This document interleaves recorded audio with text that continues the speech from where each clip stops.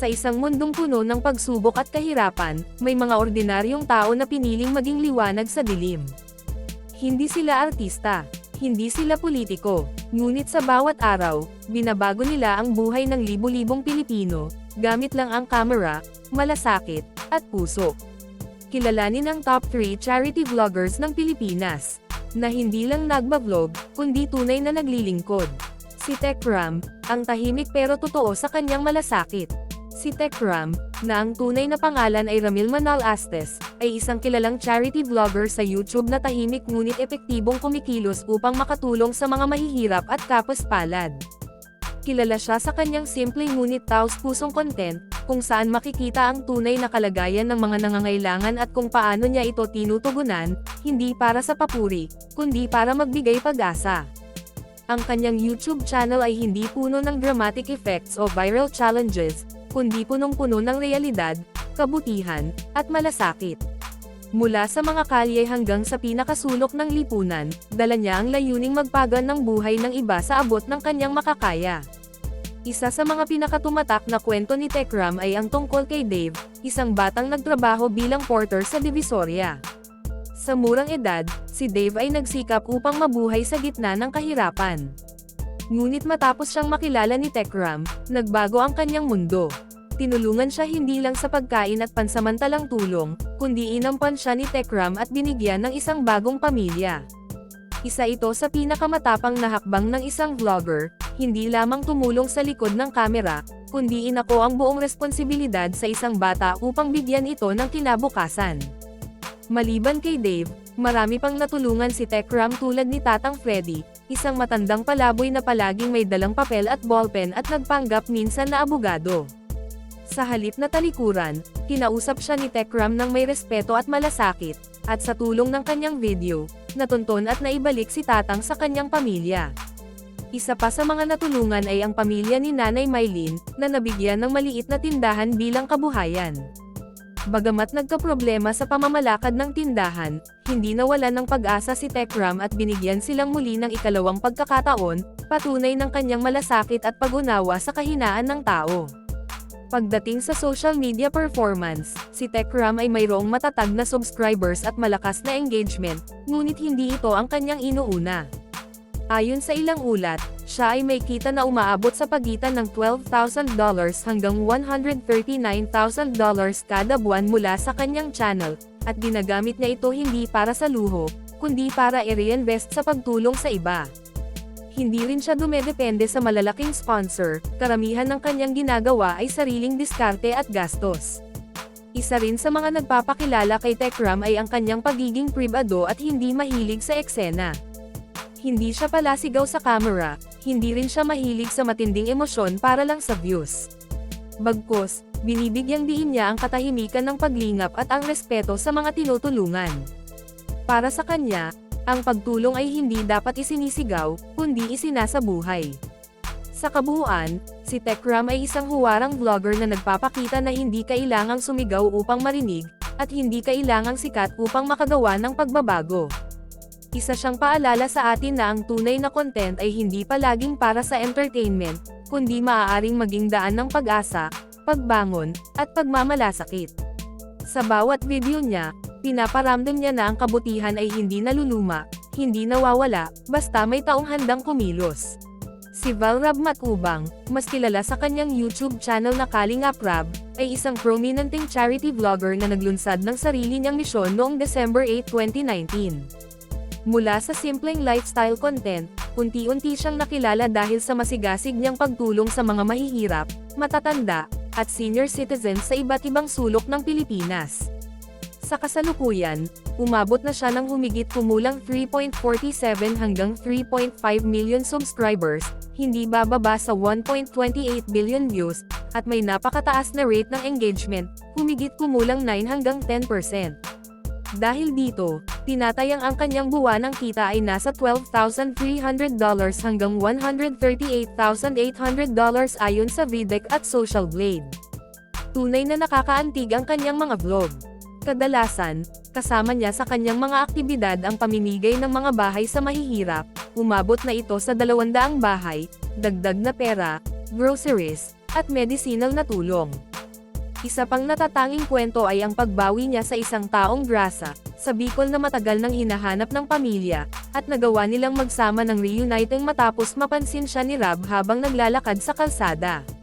Sa likod ng mga magagandang balita, mayroon ding mga malalakas na kontrobersya.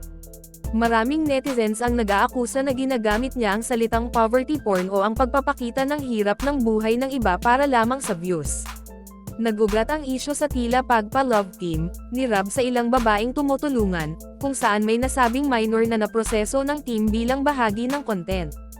May iba pang nag-akusa ng pamemeki ng eksena at paggamit ng mga menor de edad para sa emotional na epekto. May nagpahayag din ng discomfort sa paraan ng kanyang pagpapakita sa kanyang mga benefactor. Gayunpaman, si Rob ay sinusuportahan din ng iba't ibang sponsor at partner, kabilang sina Sir June A., Carmen Gonzalez, at iba pa. Ayon sa isang artikulo, pinapahalagahan niya ang transparency, tinityagang makatrabaho lamang ang mga kumpanyang may parehong hangarin, na siyang tumutustos sa gastusin para sa outreach, medisina, at pagpapagawa ng bahay. Gayunpaman, tulad ng ibang kilalang personalidad, hindi rin siya nakaligtas sa kontrobersya. May mga alegasyon na ginagamit umano niya ang tinatawag na ng iba para sa content at views. Isa rin sa mga naging isyu ang pagbuo ng mga love team, o romantic pairing sa kanyang content, at ang posibilidad ng exploitation sa mga menor de edad, lalo na kung hindi malinaw ang pahintulot at intensyon ng ilang eksena. Bagamat hindi ito napatunayan, nananatili itong sensitibong usapin na dapat pagtuunan ng pansin. Sa kabila nito, isa sa mga magagandang katangian ni Kalingap Rob ay ang kanyang transparency pagdating sa pondo at suporta. Ayon sa mga ulat, pinipili lamang niya ang mga sponsor at donors na may kaparehong adhikain at malasakit sa kapwa, upang masigurong maayos at tama ang paggamit ng mga tulong na kanilang inilalaan. Si Sir Paul, na mas kilala sa online world bilang Pugong Biyahero, ay isa sa mga kilalang charity travel vloggers sa Pilipinas. Kilala siya sa kanyang matatag at taos-pusong layunin na magbahagi ng pag-ibig, kapayapaan, at pag-asa sa pamamagitan ng kanyang YouTube channel na tinatawag na Pugong Biyahero. Itinatag niya ang channel noong August 21, 2016, at mula noon, hindi lamang mabilis ang naging paglago ng kanyang mga taga-suporta, kundi mas mahalaga, lumago rin ang tiwala at pagmamahal ng publiko sa kanya. Hindi na mabilang ang mga buhay na naantig ng kanyang mga video, at ngayon ay isa na siyang huwarang mukha ng kabutihan sa social media. Sa kasalukuyan, ang kanyang YouTube channel ay may tinatayang 3.93 hanggang 3.94 million na subscribers, at patuloy itong tumataas. Sa loob lamang ng 2 buwan mula May hanggang July 2025, nadagdagan ito ng halos 50,000 new subscribers. Umabot na rin sa mahigit 1.2 billion views ang kanyang mga video, na umaabot na sa higit 2,800 uploads. Ang kanyang engagement rate na umaabot sa 7 hanggang 8% ay nagpapakita ng matibay na koneksyon at tiwala ng kanyang audience sa kanya, isang patunay na hindi lang siya pinapanood, kundi tunay na pinapakinggan at sinusuportahan. Sa usapin ng kinikita, tinatayang ang kanyang buwanang kita ay umaabot sa $27,500 hanggang $82,500, katumbas ng humigit kumulang 1.6 hanggang 4.8 million pesos, ayon sa datos mula sa Starstat. Ayon naman sa iba pang analytical tools, maaaring ang kanyang kita ay nasa pagitan ng $10,000 hanggang $60,000 kada buwan. Dahil dito, tinatayang ang kanyang net worth ay nasa pagitan ng $477,000 hanggang $2.86 million, base sa kita mula sa advertisements at performance ng kanyang channel. Gayunpaman, makikita sa kanyang mga gawa na ang tunay na yaman niya ay hindi nasusukat sa pera, kundi sa dami ng buhay na nabago at pag-asang naibalik. Pagdating sa nilalaman ng kanyang mga video, hindi lamang siya basta travel vlogger. Siya ay isang inspiration-driven creator na ginagamit ang kanyang platform upang maipakita ang realidad ng buhay sa malalayong lugar at sabayan ito ng konkretong pagtulong.